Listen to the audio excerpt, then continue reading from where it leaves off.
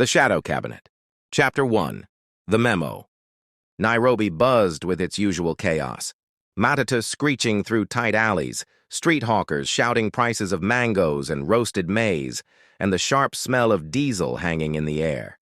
But inside the heavily guarded walls of the National Intelligence Service headquarters, a storm was brewing, quiet, coded, and deadly. Akane Mugo sat hunched over her dual-screen workstation in a dimly lit analysis room labeled Level 4 Access Only. Her eyes, sharp and calculating, scanned rows of metadata from intercepted emails flagged by the system's AI.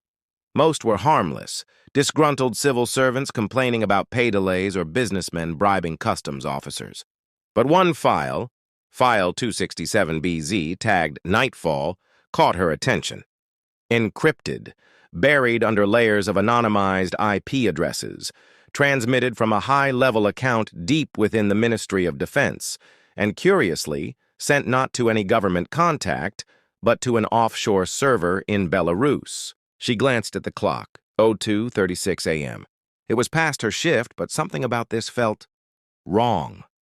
Instinct, something no algorithm could replicate, told her to dig. Akinyi leaned closer and began decrypting the file, bypassing the routine handoff to senior agents. Her fingers danced across the keyboard, using backdoor tools she'd developed herself. Unauthorized, but effective. After nearly 30 minutes, the message loaded in plain text. It read, Operation Nightfall authorized. The Shadow Cabinet votes unanimously. Remove Kifaru before Inauguration Day. Secure the succession. Long live the order. Her heart skipped a beat. Kifaru, Swahili for rhino, was the code name for President-elect Eliud Githinji, the popular reformist who had just defeated the incumbent in a historic election. And remove wasn't political language. It was assassination protocol. Akinyi stared at the screen, her throat dry. She reached for her encrypted line to report it, but froze. Her call would go to Director Mburu, the NIS head known for his loyalty to the current regime. And if this shadow cabinet was real, what if Mburu was part of it? Suddenly, her screen went black. A red warning flashed, access violation, session terminated. Someone was watching. She unplugged the drive, slipped it into her boot, and shut down the system manually.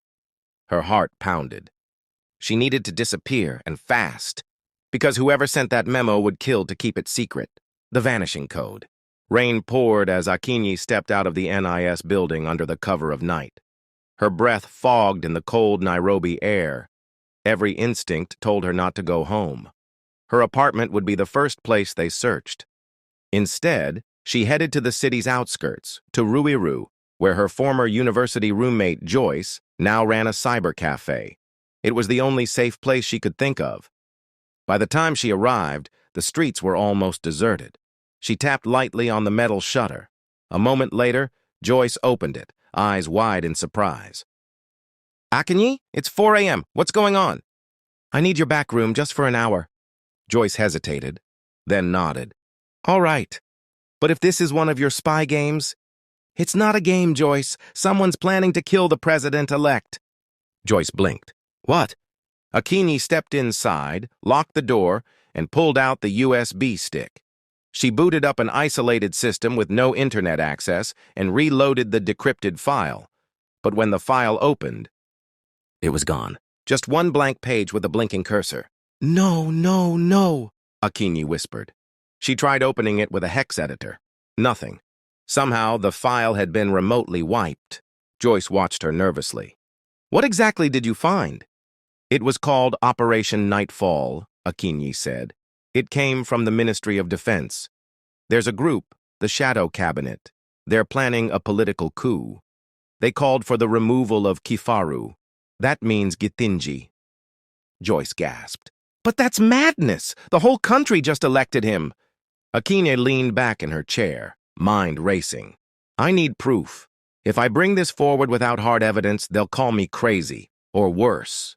She checked her phone. No signal. It wasn't a glitch. It was a trace jam. They had already found her. Suddenly, a brick crashed through the cafe's window. Get down! Akinyi shouted. Gunfire erupted outside. They were no longer trying to scare her. They were trying to eliminate her. The Shadow Cabinet. Chapter 3. The Cleaner. Joyce screamed as bullets tore through the cafe walls. Akini grabbed her and pulled her behind the metal counter. Glass crunched under her boots. Whoever was out there wasn't just a random gang. They moved with precision, like professionals. She peeked through a crack in the wooden blinds. A black Prado SUV idled across the street, headlights off. 3 men in dark clothing fanned out, holding suppressed pistols. One of them wore a military-issue earpiece. She recognized the pattern. Wet team. "They sent a cleaner," she muttered. Joyce clutched her arm. "Aki, what is going on? Who are these people?" Akini pulled a burner phone from her pocket and smashed it underfoot. "No time. We need to disappear, now." She reached beneath the counter, ripped open a maintenance hatch, and pulled Joyce in after her. The crawl space led to the alley behind the cafe. As they slid through the narrow space, the sound of the front door being kicked open echoed above them. One of the men shouted, "Search the systems! She has the drive!" Too late. They emerged into the rainy alley, breathless. Akini flagged down a passing boda, flashed some crumpled bills, and told the rider, "Take us to Karura Forest, fast." The rider hesitated. "That's military zone." "Exactly," Akini said. As the motorcycle sped into the darkness, she whispered to herself, "If they want to bury secrets, I'll bury myself in them first." Ghost protocol. They reached the edge of Karura Forest before dawn.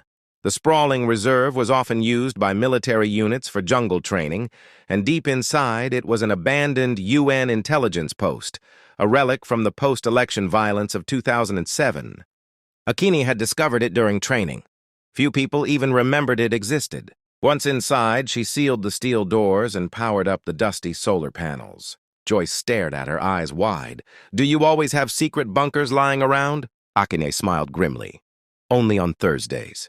She inserted the USB into a terminal and ran a deep recovery scan. Faint digital traces appeared. Fragments of the Nightfall memo still existed in the system's volatile memory. Joyce watched as the letters slowly reconstructed themselves. "Initiate Operation Nightfall, the Shadow Cabinet. Eliminate Kifaru, secure post, confirmation from GSC pending." "What's GSC?" Joyce asked. Akini narrowed her eyes. "That's what I need to find out. It might be a code name or a person."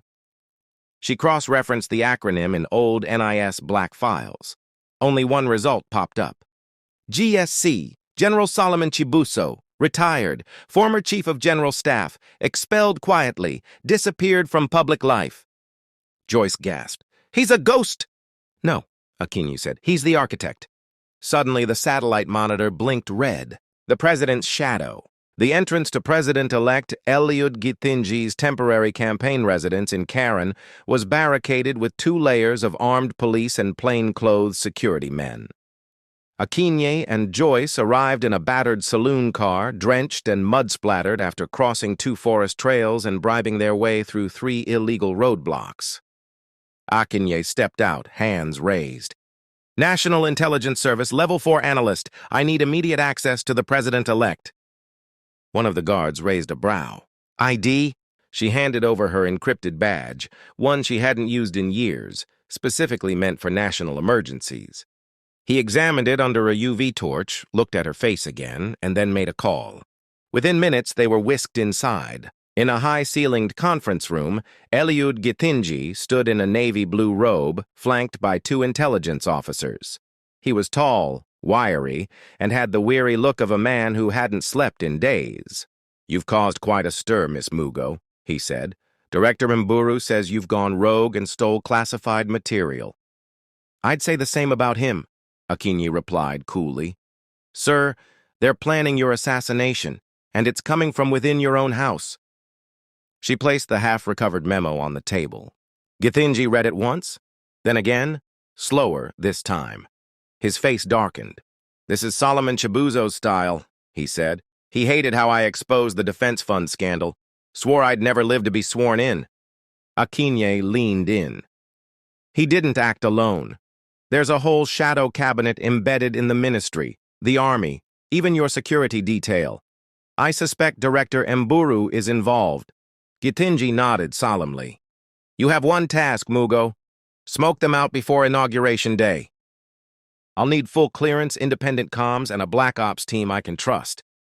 You'll get it, Githinji said. You're now under Ghost Directive. Use it well. As Akini and Joyce left the room, Joyce whispered, "What's Ghost Directive?" Akini's eyes gleamed with resolve. "It means I don't exist anymore." Eyes in the sky. The sun barely pierced through Nairobi's morning haze as Akinyi sat inside a nondescript SUV, scanning a digital feed connected to facial recognition drones launched from Wilson Airport under the Ghost Directive. She had narrowed the list of suspected shadow cabinet members to 7 high-level officials. At the top were Director Mburu, NIS Chief, loyal to the old guard; General Solomon Chibuzo, mastermind, location unknown; Agnes Thuita, Cabinet Secretary for Energy, known for overseas slush funds; Lieutenant Colonel Rono, head of a private militia on special assignment; Dr. Kibet Langat, Githinji's personal physician. One by one, Akinyi began tailing them digitally. Movement records, burner phone usage, backdoor emails. But her biggest break came when she intercepted a heavily encrypted call routed through a Turkish satellite. The voice was unmistakable. "The American cannot land. If he does, the list becomes public. We'll intercept at the airstrip. Clean, no noise." Akine froze. "An American? A whistleblower, maybe?" She traced the call metadata. It was headed to a private airstrip in Kitengela. A Cessna was en route. "Joyce," she called, "we're going hunting." 2 hours later, crouched behind thorny acacia bushes at the dusty airstrip, Akinyi saw the Cessna touch down. Out stepped a tall, pale man in jeans and a worn jacket. He carried a small steel briefcase handcuffed to his wrist. Then came the gunfire. A black SUV skidded into view. Armed men jumped out firing. The American dropped to the ground, wounded. Akinyi returned fire with her silenced Glock, picked off 2 assailants, then charged forward. Joyce dragged the man into the brush. "Name?" Akinyi barked. He coughed, blood on his lips. "Name's Eric, CIA analyst. I've got the list. Names of everyone on the shadow cabinet and their offshore accounts." He unlocked the briefcase. Inside, a hard drive marked Project Mwanga. Then his eyes rolled back. Dead, Akine stared at the drive. The truth was now in her hands, but so was the weight of a nation. The countdown. 3 days to Inauguration Day.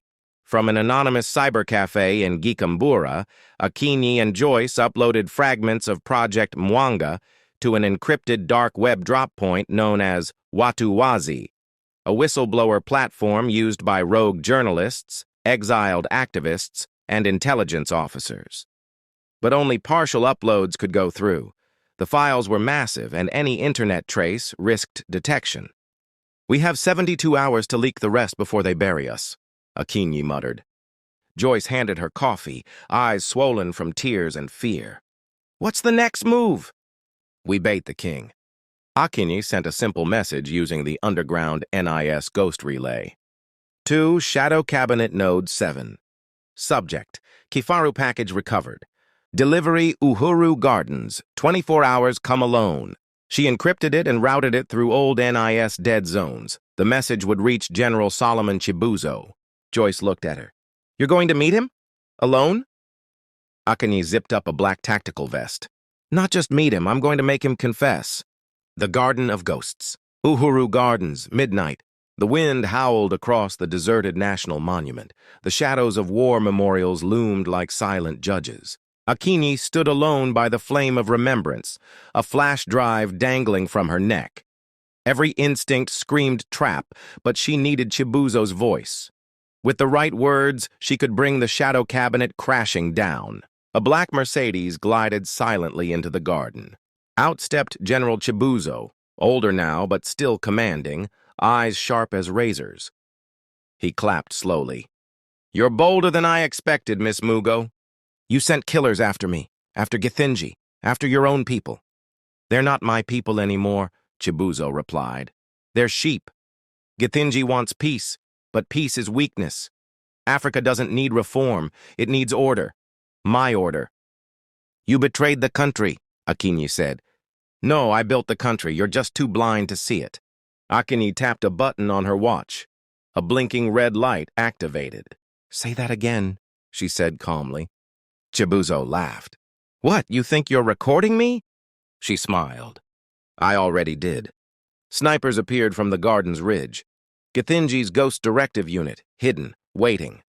"Stand down, General," a voice boomed from a loudspeaker. "This is over." But Chibuzo didn't surrender. He pulled a small detonator from his coat. "If I fall, half of Nairobi goes with me." Suddenly, a single shot rang out. Akini flinched. Chibuzo dropped, bleeding from the neck. The detonator rolled harmlessly from his hand. A Ghost Unit sniper lowered his rifle. Akini exhaled. It was over, or so she thought. Smoke and silence. The broadcast hit the airwaves by dawn. Clips of General Chibuzo's final confession, intercepted communications, and files from Project Mwanga flooded encrypted networks, international news, and whistleblower outlets. Every major outlet carried the headline, "Kenyan shadow government exposed. Military coup foiled by rogue intelligence officer." But Akini knew better. Only a portion of the truth had come out. The real monster wasn't dead. She sat quietly in a small safe house in Kilifi, the ocean breeze sifting through broken louvers. Her wound was healing. Joyce had disappeared. Githinji was alive, reinstated, but shaken. The presidency continued, but nothing felt whole. Her phone buzzed. A single message. "You missed one, M." Her eyes narrowed.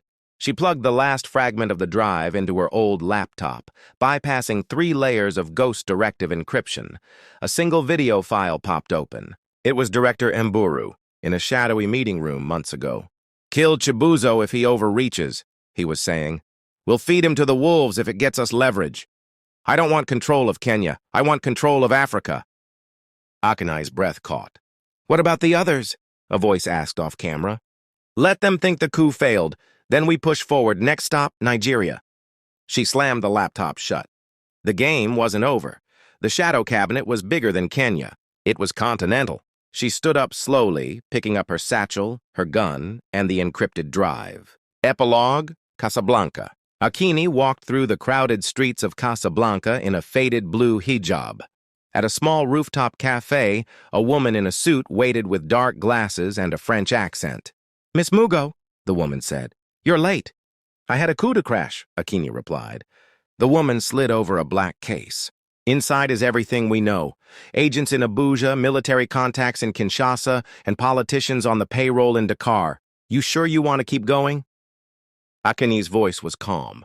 "I didn't come this far to quit now. I'm not just burning one government. I'm burning them all." The woman smiled. "Then welcome to Directive Eclipse." Akini opened the case, revealing a network map, faces, nations, corporations, and murder plots, all connected. She lit a cigarette. Outside, the Moroccan sun blazed high. The revolution wasn't over. It had only just begun. The end. Thank you for watching. Don't forget to like and subscribe.